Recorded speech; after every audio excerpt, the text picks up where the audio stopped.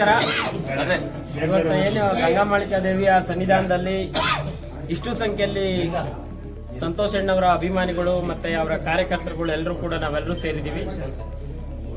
ಸೇರಿರೋ ಉದ್ದೇಶ ನಿನ್ನೆ ಸಾಮಾಜಿಕ ಜಾಲತಾಣದಲ್ಲಿ ನಮ್ಮ ಹರೀಶ್ ಅವರು ಕೊಟ್ಟಂತ ಒಂದು ಸುಳ್ಳು ಹೇಳಿಕೆ ಇವತ್ತು ಇಡೀ ಸಾಮಾಜಿಕ ಜಾಲತಾಣದಲ್ಲಿ ಸಾರ್ವಜನಿಕರಿಗೆ ಚರ್ಚೆ ಆಗ್ತಕ್ಕಂಥ ವಿಚಾರನ ಸುಳ್ಳನ್ನ ಕೊಟ್ಟಿದ್ದಾರೆ ಮಾಹಿತಿನ.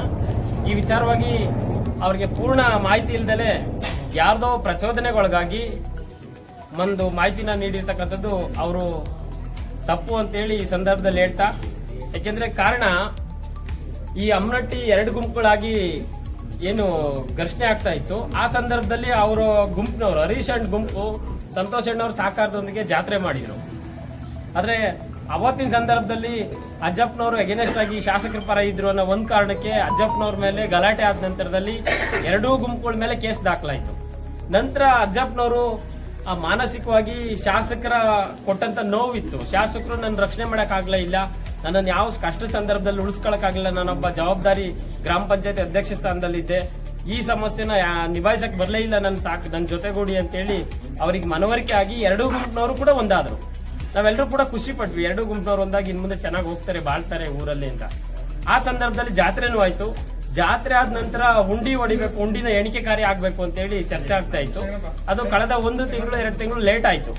ಆ ಸಂದರ್ಭದಲ್ಲಿ ಎರಡೂ ಕಡೆಯವರು ಕೂತ್ಕೊಂಡು ಒಪ್ಪಿಗೆ ಕೊಟ್ಟ ನಂತರ ಸಂತೋಷ್ ಅಣ್ಣವರು ಮುತುವರ್ಜಿ ವಹಿಸಿ ಎರಡೂ ಗುಂಪಿನವ್ರನ್ನ ಸೇರಿಸಿ ಒಪ್ಪಿಗೆ ತಗೊಂಡು ಹುಂಡಿ ಎಣಿಕೆ ಕಾರ್ಯನ ನಡೆಸಿದ್ರು. ಈ ವಿಷಯನ ಸಾಮಾಜಿಕ ಜಾಲತಾಣದಲ್ಲಿ 14/9/2025 ತಾರೀಕು ಹರೀಶ್ ಅವರೇ ಫೇಸ್ಬುಕ್ ಇದರಲ್ಲಿ ಹಂಚ್ಕೊಂಡಿದ್ದಾರೆ. ಇಂಥ ದಿನ ಹುಂಡಿ ಎಣಿಕೆ ಕಾರ್ಯ ನಡೀತೆ, ನೀವು ಬನ್ನಿ ಸಾರ್ವಜನಿಕರು ಭಕ್ತಾದಿಗಳು ಅಂತೇಳಿ. ಅದಕ್ಕೆ ಸಂಬಂಧಪಟ್ಟಂತೆ ದಾಖಲೆಯನ್ನು ಕೂಡ ನಾವು ಬಿಡುಗಡೆ ಮಾಡಿದೀವಿ. ಅದಾದ್ರ ನಂತರದಲ್ಲಿ ಹುಂಡಿ ಎಣಿಕೆ ಕಾರ್ಯ ಆದ್ಮೇಲೆ ದುಡ್ಡನ್ನ ಕಂತೆ ಕಟ್ಟುವಾಗ ಹರೀಶ್ ಅವರು ವಿಡಿಯೋ ಚಿತ್ರೀಕರಣ ಮಾಡಿಸ್ಕೊಂಡು ಅವರಿಗೆ ಬೇಕಾದಂತ ವಿಡಿಯೋ ತುಣುಕನ್ನ ಕಟ್ ಮಾಡಿ ನಿನ್ನೆ ಅದನ್ನ ಸಾಮಾಜಿಕ ಜಾಲತಾಣದಲ್ಲಿ ಆ ಸಂತೋಷ್ ಅಣ್ಣವ್ರು ದುಡ್ಡು ಹೊತ್ಕೊಂಡು ಹೋದ್ರು. ನಮ್ಮ ಮನೆ ದುಡ್ಡು ನಿಮ್ಮ ಮನೆ ದುಡ್ಡಲ್ಲ, ನಮ್ ದುಡ್ಡು ಕೊಡಪ್ಪ ಅಂತ ಹೇಳ್ತಿದ್ದೀರಲ್ಲ ಹರೀಶು, ನೀನ್ ಯಾವಾಗ ಈ ದೇವಸ್ಥಾನಕ್ಕೆ 1000 ರೂಪಾಯಿ ದುಡ್ಡು ಹಾಕಿದೆ ಅನ್ನೋದನ್ನ ಸ್ಪಷ್ಟಪಡಿಸು. ಭಕ್ತಾದಿಗಳು ಹಾಕಿರೋ ದುಡ್ಡನ್ನ ಕೇಳಕ್ಕೆ ಇದೆ. ನಾವು ಸಮಾಜದವರಾಗಿ ಹೇಳ್ತಾ ಇದೀವಿ, ಯಾವ್ದವರು ಕೊಟ್ಟು ಮಾತಿಗೆ ನಡ್ಕೊಳ್ಳೋ ಜನ, ಇಡೀ ನಮ್ಮ ಬಗ್ಗೆ ಇರ್ತಕ್ಕಂಥ ಒಪಿನಿಯನ್ ಸಾರ್ವಜನಿಕ ವಲಯದಲ್ಲಿ. ಬಟ್ ನಿನ್ನಂತವ್ರು ಸಮಾಜದಲ್ಲಿ ಹುಟ್ಟಿ ಕೆಟ್ಟ ಹೆಸರು ತರ ಕೆಲಸ ಮಾಡಬೇಡ. ಯಾಕೆಂದ್ರೆ ಸಂತೋಷ್ ಅಣ್ಣವರು ಈ ಕ್ಷೇತ್ರದಲ್ಲಿ ರಾಜಕಾರಣ ಮಾಡಕ್ ಬಂದಿರೋದು. ಅವ್ರ ಮನೆ ಕೆಲಸ ಉದ್ಯೋಗ ಮಾಡ್ಕೊಳಕಲ್ಲ ಬಂದಿತ್ತು.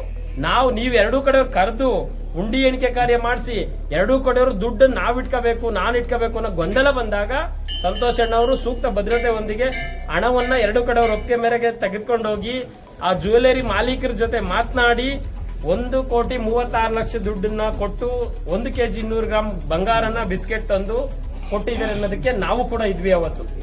ಈ ಸಂದರ್ಭದಲ್ಲಿ ವಿಡಿಯೋ ಚಿತ್ರೀಕರಣ ಆಗಿ ಒಪ್ಪಿಸಿದ್ರು.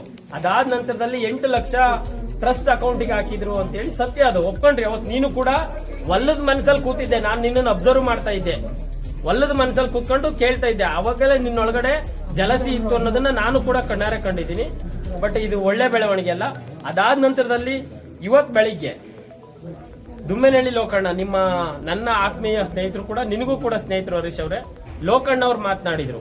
ಹೌದು ಜಯರಾಮ್ ಅವರೇ, ಸಾಮಾಜಿಕ ಜಾಲತಾಣದಲ್ಲಿ ಹರೀಶ್ ಬಗ್ಗೆ ನೀವು ತಪ್ಪು ಮೆಸೇಜ್ ಹಾಕ್ತೀರಾ ಅಂದ್ರೆ, ಹೌದಣ್ಣ ನಾವು ತಪ್ಪು ಮಾಹಿತಿ ಕೊಟ್ಟಿಲ್ಲ. ಹರೀಶ್ ಅವರು ಸಂತೋಷ್ ಅಣ್ಣವ್ರ ವಿರುದ್ಧ ಒಬ್ಬರು ನಾಯಕರನ್ನು ತೇಜೋವಧೆ ಮಾಡಕ್ಕೆ ಈ ಕ್ಷೇತ್ರದ ಶಾಸಕರ ಚಿತಾವಣೆಯಿಂದ ಯಾರೋ ಅವಿವೇಕಿಗಳು ಹೇಳ್ಕೊಟ್ಟು ಮಾತನ್ನು ಕೇಳಿ ಇವತ್ತು ಅಪಪ್ರಚಾರ ಮಾಡ್ತಾ ಇದ್ದೇನೆ.